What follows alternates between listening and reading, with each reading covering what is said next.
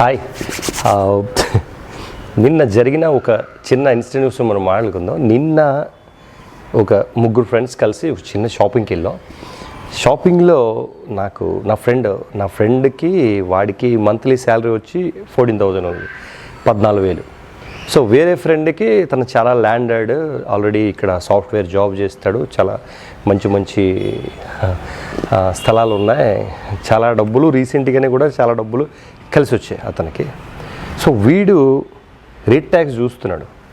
ఎవరు ఈ సాఫ్ట్వేర్ ఈ ఎక్కువ శాలరీ ఉన్న అతను ఆల్రెడీ తనకి 80,000 ఎంతో శాలరీ, తను రేట్ ట్యాగ్ చూస్తున్నాడు. ప్రతిదీ తనకు నచ్చిన ప్రతి షర్ట్ తీసుకోవడానికి రేట్ ట్యాగ్ చూస్తున్నాడు. వీడు మాత్రం వెళ్ళాడు, ఒక మంచి షర్ట్ తెచ్చుకున్నాడు, టక్మని వేసుకున్నాడు. అది 2,890 రూపీస్ ఉంది.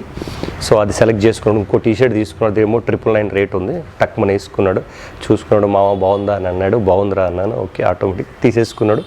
బిల్ పే చేసి వచ్చాడు. ఎవరైతే సాఫ్ట్వేర్ ఇంజనీర్ 80,000 శాలరీ ఉందో తను రేట్ చూసి అక్కడ పెట్టేశాడు. ఇంతగా రేట్ ఎంతంటే 1,899 రూపీస్, 1,899 ప్రైస్.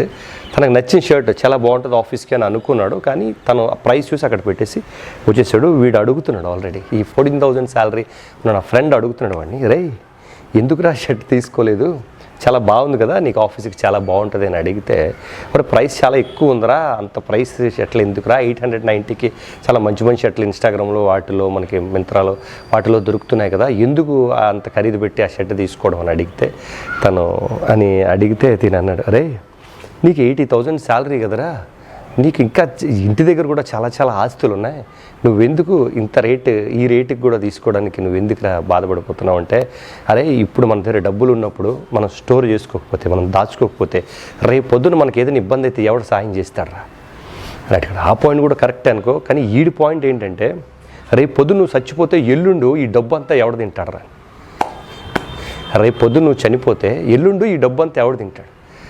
సో వాడి ఇంట్లో కూడా ఒకడే కొడుకు, సో వాడికి కూడా ఒకడే కొడుకు, సో వాడికి ఇదంతా దాసి, వీడికి కష్టపడి ఒక్క రూపాయి కూడా వీడికి నచ్చిన వస్తువు కూడా కొనుక్కోకుండా దాసి వారసుడికి ఎవరికో ఇచ్చేసి వీడు ఒక ఫైన్ డే వెళ్ళిపోవాలి. సో అలాగే అంటే నాకు ఇది ఎందుకు నవ్వు వచ్చిందంటే, నేను కూడా ఒకప్పుడు కొంచెం డబ్బులు ఉన్నప్పుడు సరిగా నేను దాచుకోలేదు.